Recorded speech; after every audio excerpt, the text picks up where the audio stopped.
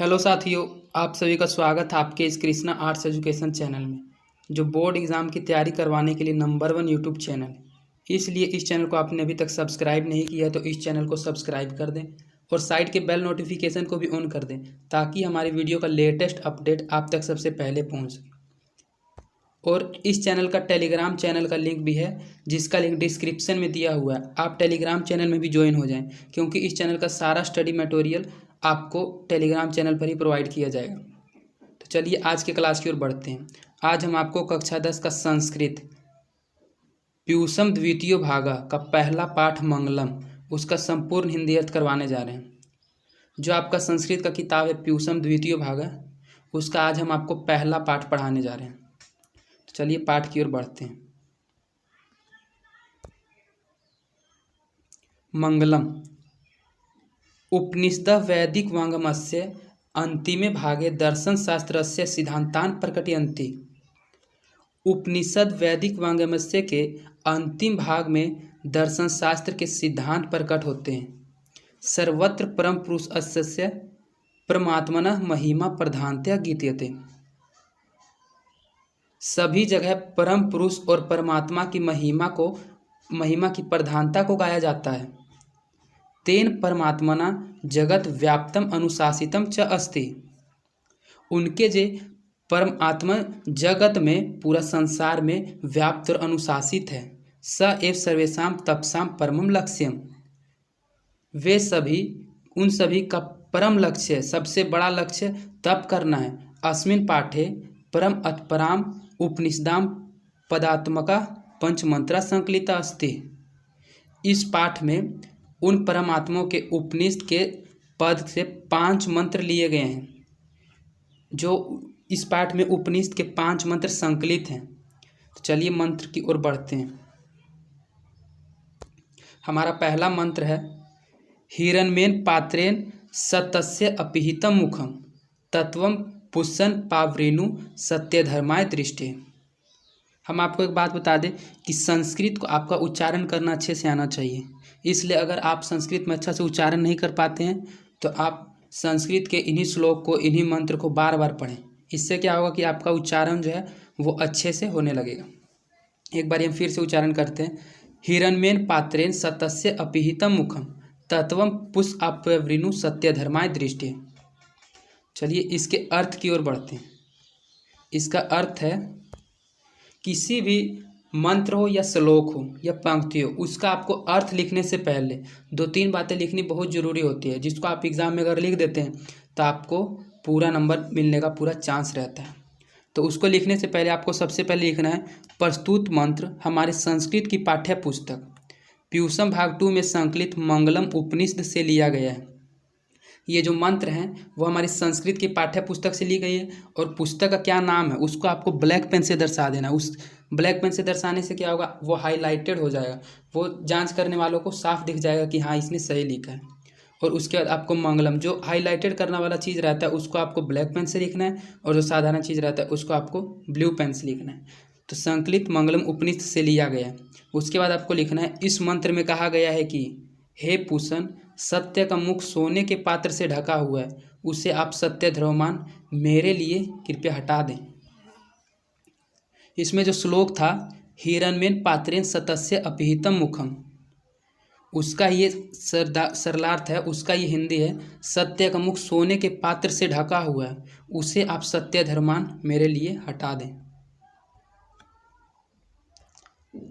हमारा दूसरा श्लोक है, दूसरा मंत्र है अनोर्नियान महतो महीयान आत्मास्य जंतो निहिरितो गुहायाम तम क्रतु पश्यति वीतशोको धातु प्रसादामिना आत्मनः। अनोर अनियान महतो महीयान आत्मास्य जंतो निहिरितो गुहायाम तम क्रतु पश्यति वीतशोको धातु प्रसाद आनमही मात्मनः। इसका अर्थ है आपको किसी भी मंत्र का अर्थ लिखने से पहले ये बात सभी मंत्र में दर्शा देना है कि प्रस्तुत मंत्र हमारी संस्कृत की पाठ्य पुस्तक प्यूसम भाग 2 में संकलित मंगलम उपनिषद से लिया गया है। इस मंत्र में कहा गया है कि अब जो कहा गया है, जो आपको मंत्र में संस्कृत में लिखा हुआ है उसका आपको अच्छे से इसके बाद हिंदी अर्थ बताना है। प्राणी की गुफाओं में स्थित यह आत्मा अणु से भी अणु और महान से भी महान है। परम ब्रह्म की कृपा से उसकी महिमा को देख प्राणी शोक रहित होता है। श्लोक था अनोर अनियान महतो महियान आत्मा अस्य जंतो निहितो गुहायाम। इसका मतलब है कि प्राणी की गुफाओं में स्थित यह आत्मा अणु से भी अणु और महान से भी महान है। उसके बाद तर्म कर्तु पश्यति वित्सो को धातु प्रसाद आमहीना आत्मना। परम ब्रह्म की कृपा से उसकी महिमा को देख प्राणी शोक रहित होता है। जो उसको शोक रहता है वह उससे रहित हो जाता है, शोक रहित हो जाता है। हमारा तीसरा मंत्र है सत्यमेव जयते नानिरतम सत्येन पंथा विदतो देवयान येन कर्म अंतरेश्व हाप्तकामा यत्र तत्सतस्य परनिधानम। सत्यमेव जयते नानिरतम सत्येन पंथा विदतो देवयान येन कर्म अंतरिष्यो ही आप्तकामा यत्र तत्र सतस्य परम निधानम।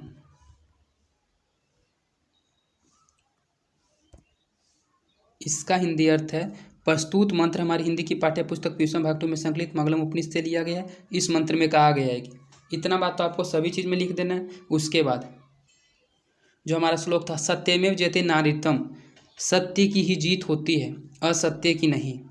सत्येन पंथा विदतो देवयाना, सत्य से ही देवताओं ने मार्ग का विस्तार किया है। येन कर्म अंत्य ऋषियो ही आप्तकामा यत्र तत् सतस्य परनिधानम, जिससे ऋषि पूर्ण काम हुए उस सत्य को अधिकर्मित कर लेते हैं जहाँ सत्य का खजाना है, अर्थात उसे प्राप्त कर लेते हैं। चौथा श्लोक है यथा नद्य सेंदमाना समुद्रे अस्तम गच्छन्ति नाम रूपे विहाय तथा विद्वान नाम रूपाद विमुक्तः परा अत्परम पुरुष मुपते दिव्यम। यथा नद्य सेंदमाना समुद्रे, इस मंत्र में कहा गया है कि जैसे नदियां बहती हुई सत्य नाम रूप को छोड़कर समुद्र में विलीन हो जाती है, उसी प्रकार विद्वान नाम रूप से युक्त होकर दिव्य परम पुरुष में विलीन हो जाता है। इसके हिंदी की ओर बढ़ते हैं। देखिए वही बात आपको सब में लिख देना है कि प्रस्तुत पाठ हमारी हिंदी की पाठ्य पुस्तक पीयूषम भाग 2 में संकलित मंगलम उपनिषद से लिया गया है। और इस मंत्र में कहा गया है कि जैसे नदियाँ बहती हुई सत्य को छोड़ देती है, बहती हुई सत्य को छोड़कर समुद्र में विलीन हो जाती है, उसी तरह विद्वान नाम रूप से मुक्त होकर दिव्य परम पुरुष के निकट पहुँचता है और उनमें विलीन हो जाता है। इसके बाद हमारा 5वां श्लोक है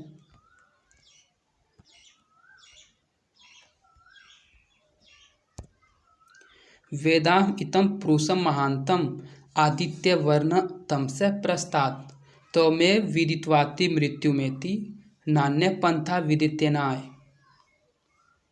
इसका हिंदी अर्थ है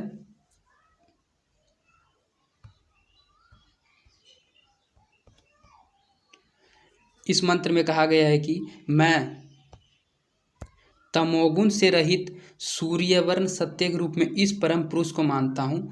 उन्हें इस तरह का जानकर मृत्यु को पार कर इससे अलग कोई दूसरा मार्ग नहीं है।